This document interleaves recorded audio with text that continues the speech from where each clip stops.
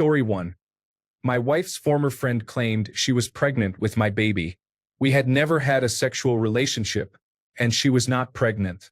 She just wanted to break us up and almost succeeded. Story 2. My ex's girlfriend, whom he cheated on me with and got pregnant, messaged me and said, "It's not my fault my son lived and yours died.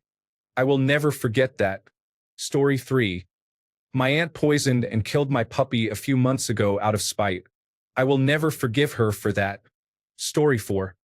My mom is working hard to support and help everyone in our family and extended family, only to have them complain about how difficult her terminal cancer diagnosis is for them and how she doesn't understand what they are going through.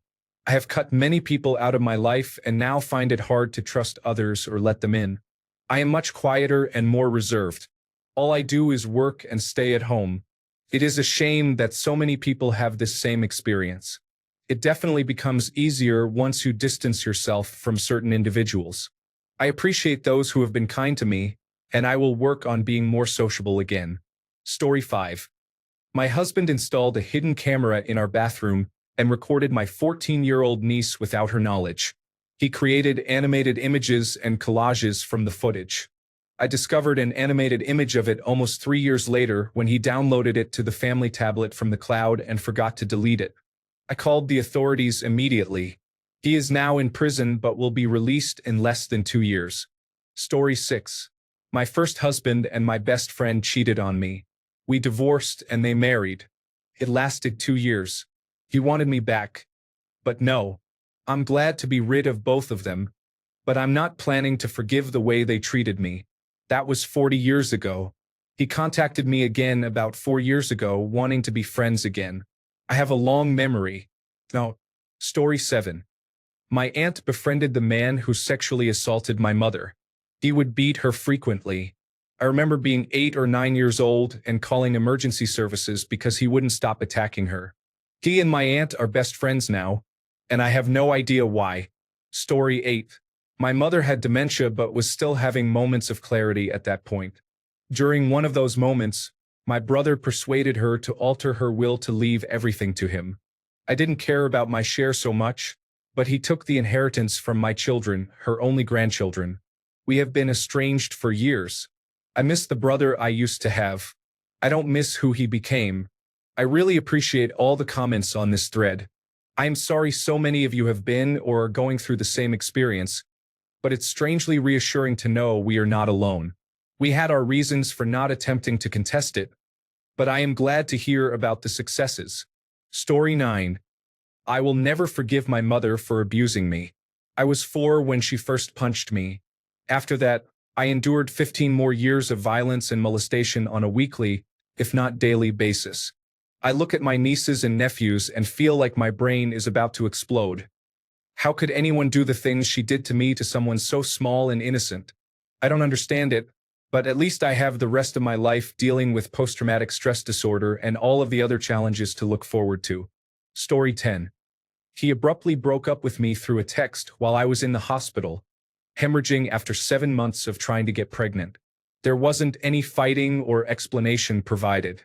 I can only assume he is with someone else as I prepare for a divorce with a toddler and my due date approaching.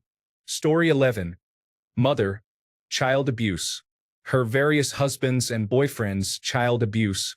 Father, child abuse. His sole contribution to my life was a meager $10, which ceased on my 16th birthday. I walked away from all of them at 13 and have never seen them again. There can never be any forgiveness for those who hurt animals or children. Story 12. My mother came to the hospital to tell me that my baby, who was in the neonatal intensive care unit, was going to die, and that would be my punishment from God for marrying someone of a different race. Story 13. Before my wife and I met, she discovered she had cancer at 25. Many people in her life abandoned her during that time. She was living alone with very few people to lean on, as her father had already passed away. It was mainly just her and her mother. Her boyfriend broke up with her because he couldn't watch her die. Her best friend cut ties because it was too depressing. And several family members, including her only sister, essentially told her, "Well, I guess it was nice knowing you." Over time, Her relationship with her mother grew much stronger, and one friend stepped up to support her. However, in the 10 years since her diagnosis, it has been challenging to witness the ongoing impact it has had on her life. She and her sister reconciled some time ago as if nothing had happened, but there are still family members whom she no longer trusts or holds in high regard. Recently, she reconnected with her best friend, but only because the friend's husband encouraged her to apologize a decade later. My wife's life is entirely different from what she expected when she was diagnosed. She has been in remission for a long time. We have beautiful children, a home, and she has a successful career. However, this experience revealed the true colors of many people in her life. I met her a couple of years after she finished treatment and witnessed much of the fallout. Coping with a friend or family member facing cancer can be very difficult, and while a part of her has forgiven those who abandoned her, the hurt remains.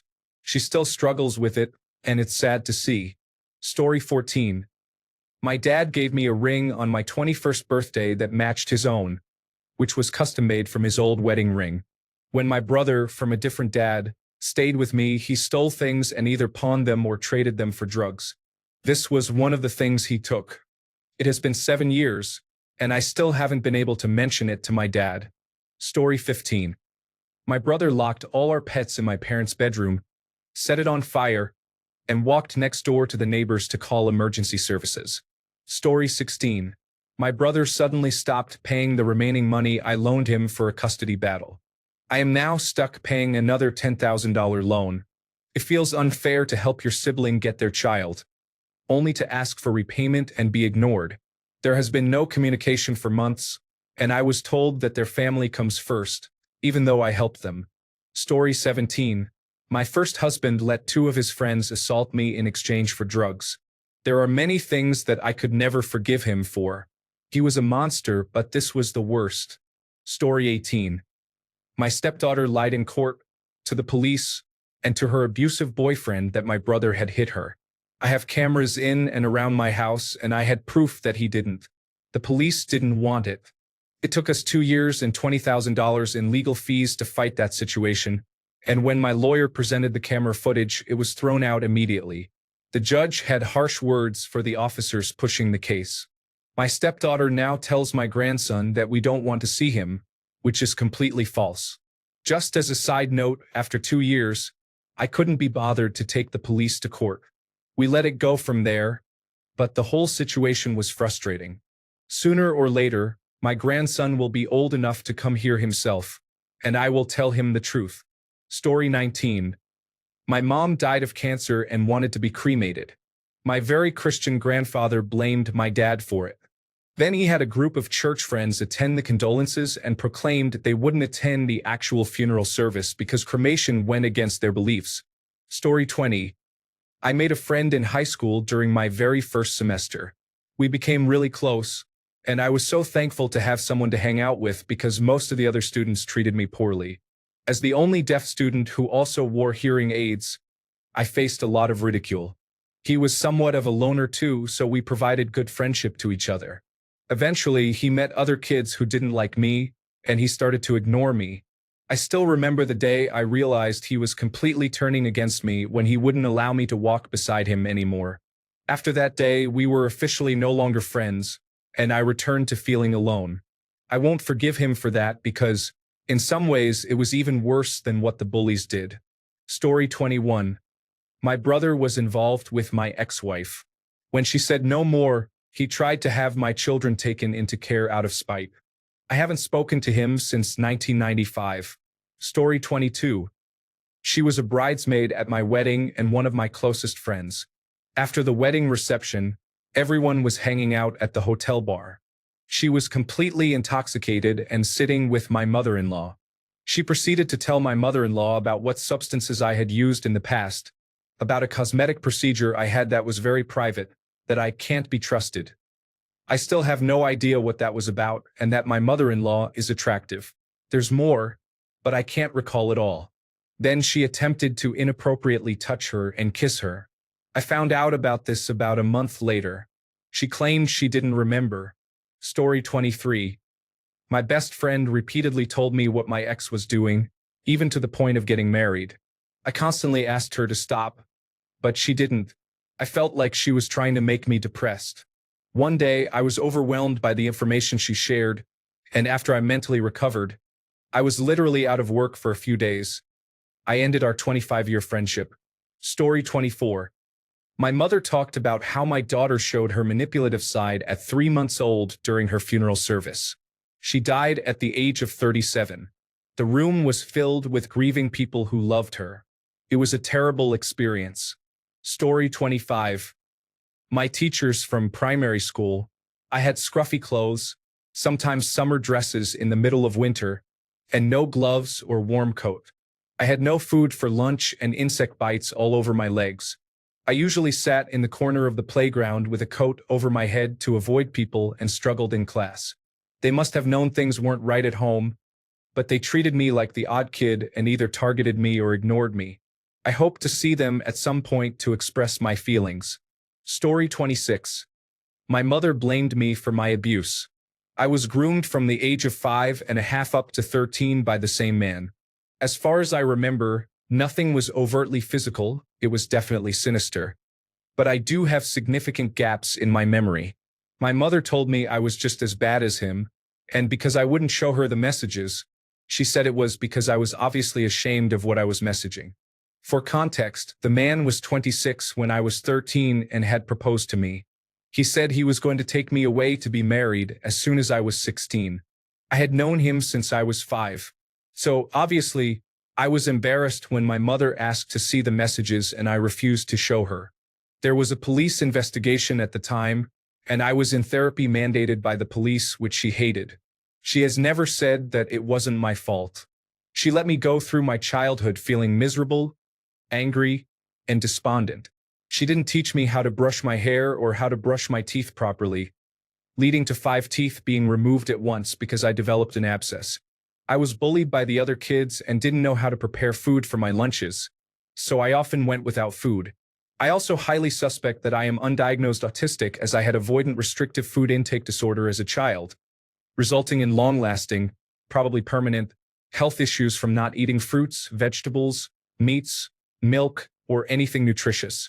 I would have panic attacks at the thought of eating anything different, and my parents refused to take me to the doctor to find out what was going on. I had intense emotional meltdowns and was self-harming for years, all while my parents just left me to it. My landlady had to teach me how to do my laundry at 18 when I moved out because I had never been shown, and she saw that I was using fabric softener as detergent and knew my clothes weren't clean. She has done unbelievable things in the past, but this is something I can never forgive her for. The sad thing is I still love her more than anything and just want her to love me back properly. But I'm starting to understand that the love I am asking for, I likely will never receive. It hurts deeply. Story 27. When I moved to Ireland, I made some friends, or so I thought. I'm very introverted and had never had friends before. I was bullied quite badly at my old school, so I was really delighted to make any connections. That was in 2009, but I didn't find out until much later, around 2013, that they had been making fun of me for years. They even had a whole group dedicated to mocking me, while also doing various hurtful things and then lying about it. They would take items from my bag, put lit bags of things through my letterbox, and pour urine over my head, all while denying it, which left me confused and unaware of what was happening. When I eventually learned the truth, they tried to downplay their actions. Some of them reached out to me on social media years later, but I have decided the best way to move on is to pretend they don't exist and that I never knew them. Story 28. Forgiving others is easy for me. Forgiving myself is still a work in progress. Thank you for your responses. My heart is filled. We are all in this together. I also want to thank the user who helped me find resources to reach out to. I am seeing a therapist. It is an ongoing battle. Love you all. Story 29. When I was in high school, an older guy spread a rumor that we had sex, which we never did. I was not a popular person. I was quiet and timid. This horrid rumor was never corrected. Years later, he messaged me on Instagram asking if we could be friends and to forget about what he did. Story 30. At my first dental job, I was 21 and pregnant. I ended up miscarrying, and the dentist remarked, "Oh well, that's great news. A baby would have ruined your life. Now you can focus on your career here." I quit that week. Story 31. Emotional neglect from parents can have a lasting impact. I have been able to move on and rebuild a relationship with them, but childhood trauma runs deep. Story 32. A coworker I considered a friend told me that if I was sad about having a miscarriage, I would be a bad mother and needed to toughen up before my first child hurt themselves, and that I was useless. I didn't work with her for much longer after that, and now I avoid her whenever I see her in town.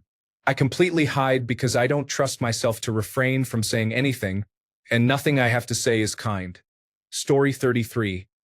I was bullied from the age of 12 to 19 because I was a shy, little, skinny kid with heavy glasses and an overbite, braces, and no feminine features. There were many awful moments I can still remember at night. Story 34. My ex-wife is suddenly withholding my son from me because she is a bitter, spiteful person. Despite her moving 1,000 kilometers away with him when he was 3, I did the 2,000-kilometer round trip 4 times a year during every school holiday to have him. I am by no means wealthy. I am on minimum wage. My dad wasn't around for me when I was young, and I never wanted that for him. We would go camping, fishing, hiking, gaming, and have movie nights together. As he got older, I had him for longer, sometimes 6 weeks over Christmas. We had so much fun together. We were more like friends. It got to the point that when he would have to leave, he would cry, and I would have to hold back tears. I would just tell him, 3 months, matey, and we will be having fun again. I know he loves me so much as I do him. I have kept this up religiously for 7 years, calling on video every week and picking him up every 3 months. He is 10 now. 6 months ago, my ex had a blow-up at us both during a video call. She started yelling at him, sending him into tears. I told her to leave him alone.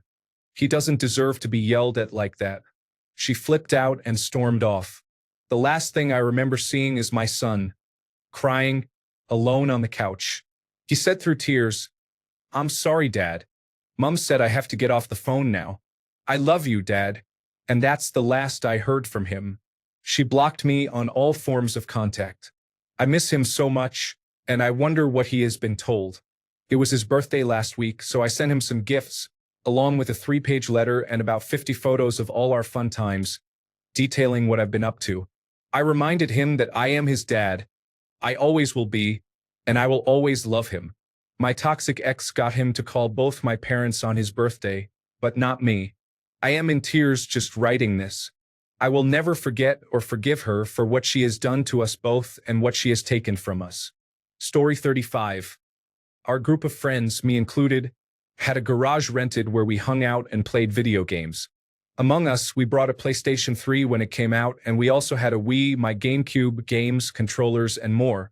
One of the wealthy kids wasted his money and even sold stocks that his parents gave him to invest in DJ equipment.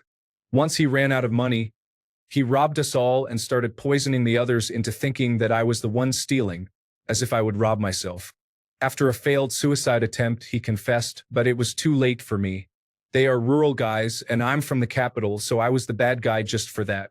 Afterward, I spent 10 years living there alone, moving on with my life elsewhere because of them.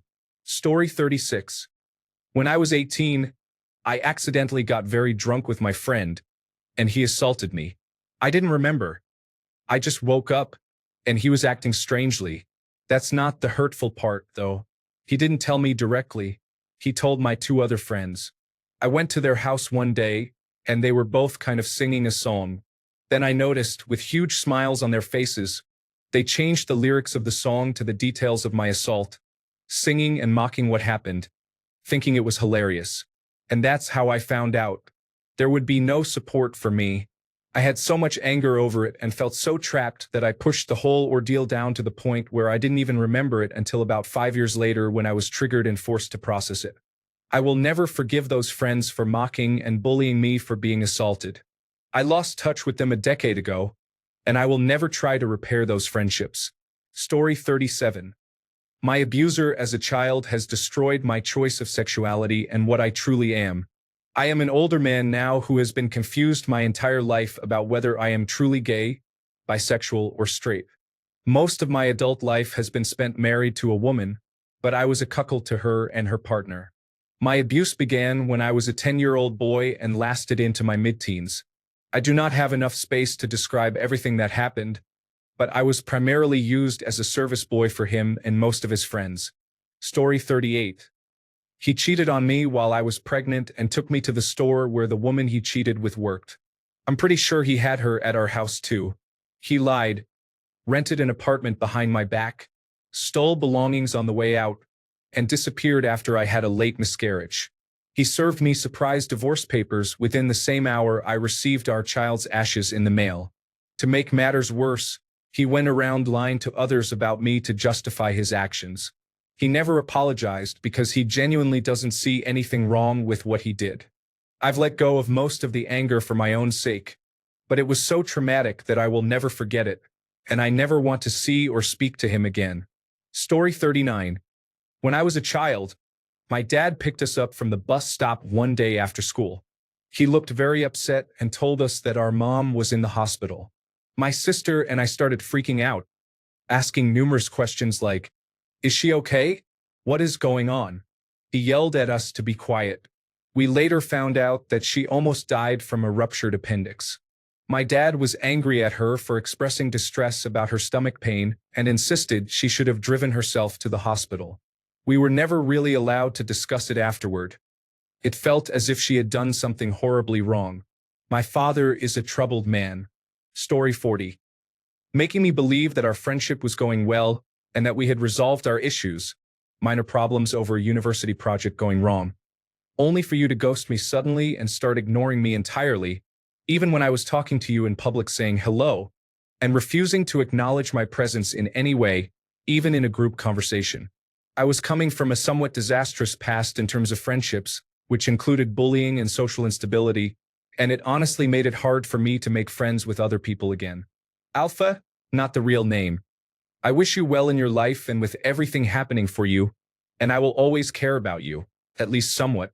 I should have known better than to trust you since I saw you doing the same thing to someone else before you did it to me.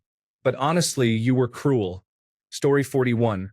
My dad started talking about setting up a dating profile and dating in general 2 weeks after my mother's funeral. She was the glue of our family, an amazing wife and mother. I cannot forget or forgive the way he could easily move on. I understand it can be explained by his grief, but he should take some time to mourn my incredible mother. Story 42. My dad was a drinker.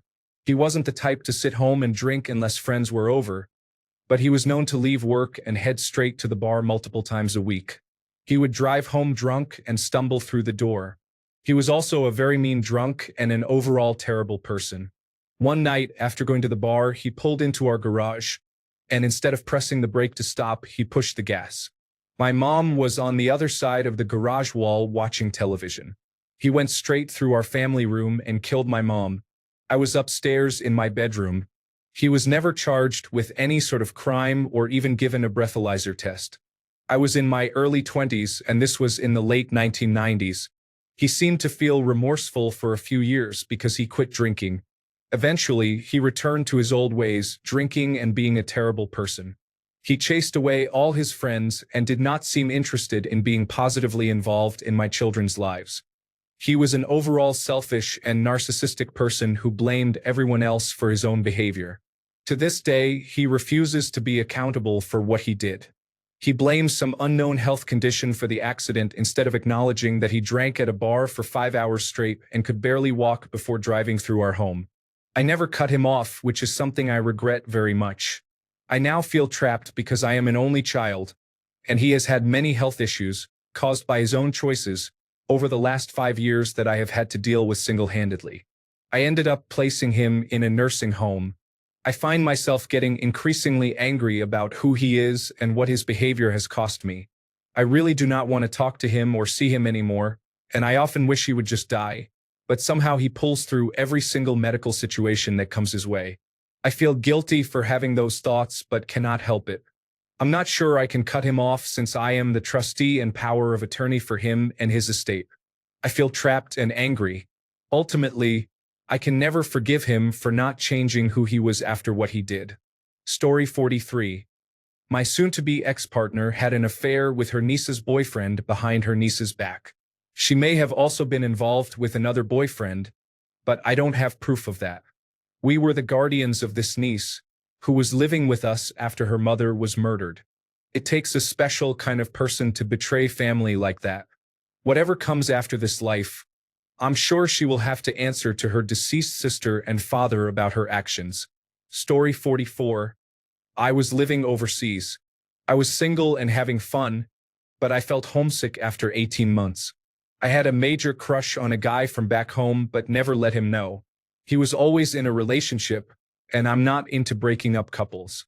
We were very good friends, and he began texting and emailing me more often than usual. He eventually told me that he had a major crush on me and wished I was back home. I was planning to come home around December of that year but told him I'd come back early for him, as it was only about 3 months earlier than planned. He spoke to me often on the phone and was super excited for my return. I told him my arrival date and time, which was about 6 a.m. He said he would be there and couldn't wait. He stood me up at the airport. He had met someone about a week before I arrived and decided to see how it went with her. I was absolutely crushed. I will never forgive him. I had adored him from afar for so long and never told him because I respected that he was in a relationship. He eventually told me, when I confronted him, that he was lonely and didn't expect me to come home for him.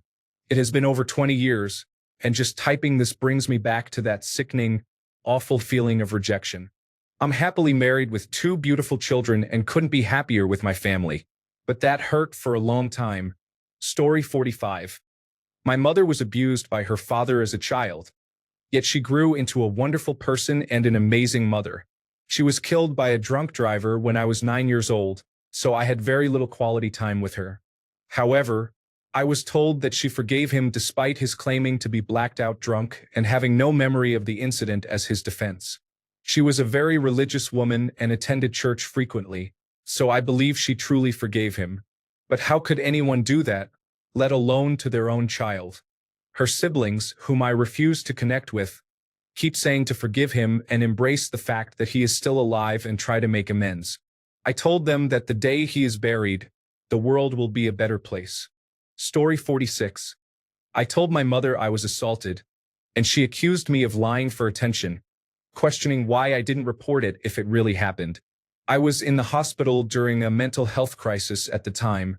When I was a teenager, my father discovered I was self-harming and labeled me selfish and cowardly for my actions. He never asked if I was okay or if I needed help. Story 47. A friend of ours committed suicide after a long struggle, and I am still numb to it. We were part of a tight-knit friend group. One member decided to skip the funeral because his new girlfriend pressured him into keeping their vacation plans. Despite much pleading and attempts by many to convince him he would regret it, he went anyway. They broke up a long time ago, and now he is ridden with guilt while no one feels bad for him. Story 48. My best friends tormented me to the point where I started self-harming and was driven to thoughts of suicide. Now, for the rest of my life, I will be battling depression, something that has lasted for years at a time, and I can fall into deep pits. The irony is that one of them has become a nurse, and I do not understand how she can dedicate her life to helping and caring for sick people when she has treated me so poorly. Story 49. My sibling forged my signature to inherit our deceased parents' estate, cutting me out entirely and leaving me with nothing. Life is challenging. Story 50. My mother chose her husband over me. He hated me and constantly told my mother to either do what he said or he would not give her money for the mortgage. She kicked me out after raising me my entire life to stay with her and never taught me how to be an adult in the world. It took years of struggling for me to learn everything on my own, which absolutely ruined my mental health and caused me significant anxiety over money and having a place to live that still affects me today. The only karma is that she still had to sell the house because her ex was a controlling person who directed all of his anger and issues at her once I was gone. I still laugh every time she mentions how much she misses that house. I hope our ruined relationship was worth it. Story 51. My father took his new wife with him to appease her and secretly scatter my mother's ashes because she was jealous of a deceased person. No one else in the family was informed it would happen, and the location remains unknown. Our only notice was a public post hours later that he made to seek sympathy. Story 52. I opened up to someone and trusted them with secrets. They promised not to tell anyone and then immediately started sharing them with everyone they knew. Later, they were saying, "Poor me. I don't have any friends." I can only imagine why. Story 53. A woman used me as a backup for nearly a year when she encountered issues with her boyfriend. I was in love with her, and she pretended to care for me and love me, convincing me that we would eventually move to a serious relationship. She was the first person to ever tell me, "You are important to me." I feel disgusted that the first woman who told me that was just using me as a toy. Story 54. When I was in college, I walked in on my dad with another woman. I tried to do the right thing and tell my mom, but that started a huge campaign against me from my dad. He spent years convincing my entire family that I was a liar and that I had borderline personality disorder, among many other unsavory things. He finally admitted the truth years later, but my grandparents, my uncle, and my brother all died believing I was a liar who was trying to destroy the family. I was also cut out of my inheritance because of it. I have forgiven him for my own peace of mind, but I still have strong feelings about what happened. Story 55. When I was 10 years old, my father was involved in a workplace accident and spent 2 weeks in the burn unit at the hospital. My grandfather drove up from the next state, broke into our house, stole a rifle that he had given my father years before, left a note that said he would have wanted me to have this, and returned home. He never visited the hospital to see his son. My father died from those injuries. No one from that side of the family spoke to him for the rest of his life. One day, when I was a teenager, my mom pulled me aside and told me that my grandfather had passed away. My response was, "Did he suffer? Because he deserved to." Story 56. I was good friends with the father of my daughter's best friend. They lived in the neighborhood. The pandemic made us a bit tired of each other as we hung out most afternoons in the park, but I thought it was just a little stale. It turned out he was building a library of resentment toward me and just flipped one day. We met a couple of weeks later to make up and move on, but he showed me the various reasons why I annoyed him that time in November when I asked him if he was okay because he seemed upset. He then withdrew the playtime between our kids and stopped communicating with us. I had to be honest but fair with my child, continually telling her, "Well, he seems annoyed with me. It's not your fault. I hope he texts us back soon." Those 2 little girls had to pay for his ego tantrum, and I will never forget it. The last straw was him yelling at me in the street when I saw him and said, "Hey, there's a birthday party coming up. Let her come. You and I can just stay out of each other's way." I heard he moved a few months later. Being completely cut out of someone's life actually hurts. Story 57. My mother kicked me out of the house I grew up in when I was a senior in high school for calling out her infidelity with my stepfather.